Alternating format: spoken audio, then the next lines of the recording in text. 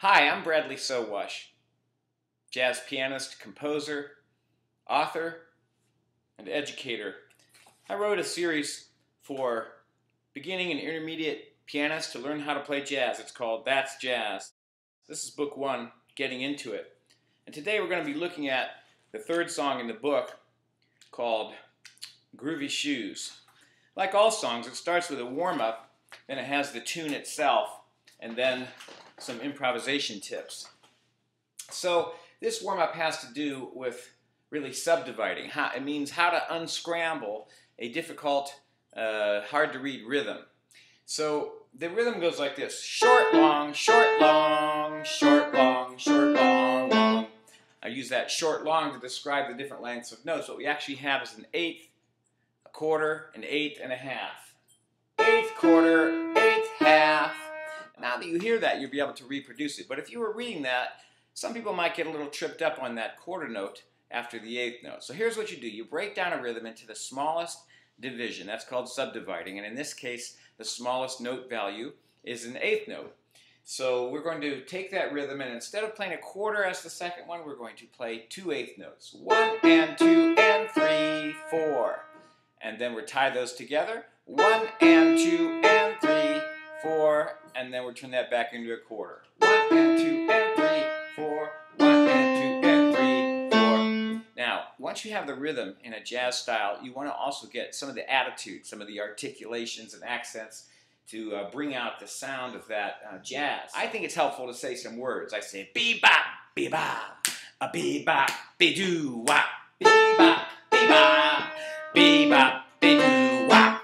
Now, if you just say that kind of stuff while you're playing, you're going to have a lot more attitude and a lot more authenticity. Let's move on to the tune now. The tune's called Groovy Shoes. Like all tunes, you want to learn the tune first before you improvise or try to elaborate on it. And that's just what we're going to do here.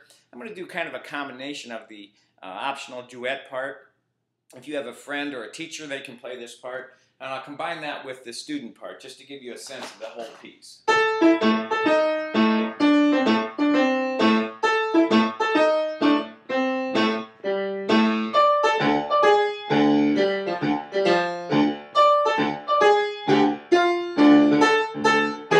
So on. We'll go just up to there. Of course, there's more music, and you want to pick it up the book and learn that on your own.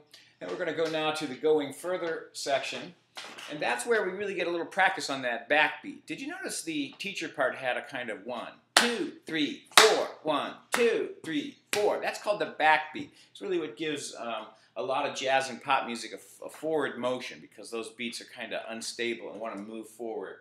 So to practice that backbeat, the student would then put your left hand on to the A in this case, and we're going to play some notes that are written here on the going further page. Of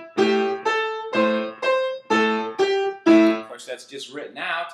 And then it suggests that you should mix those rhythms up, mix those notes up. And you're also welcome to change up the rhythm, something like this. 1. The main point is that left hand playing on 2 and 4. After you do that a little bit, you move up 4 steps to D and do it again.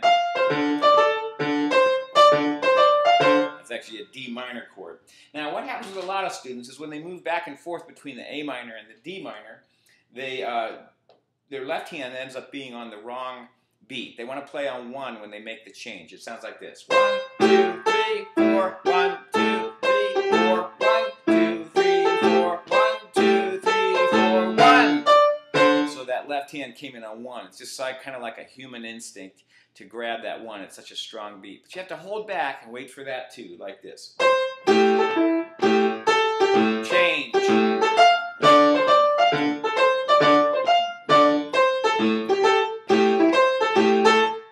Just a little practice with the backbeat, a very essential skill that you hear in a lot of jazz tunes.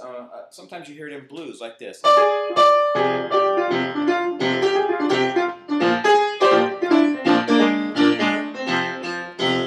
Left hand on 2 and 4. It's a great aspect of jazz music and why people like it so much. So I look forward to seeing you again, and I'm glad you're interested in my series. And get down and practice your backbeat, and I'll see you later.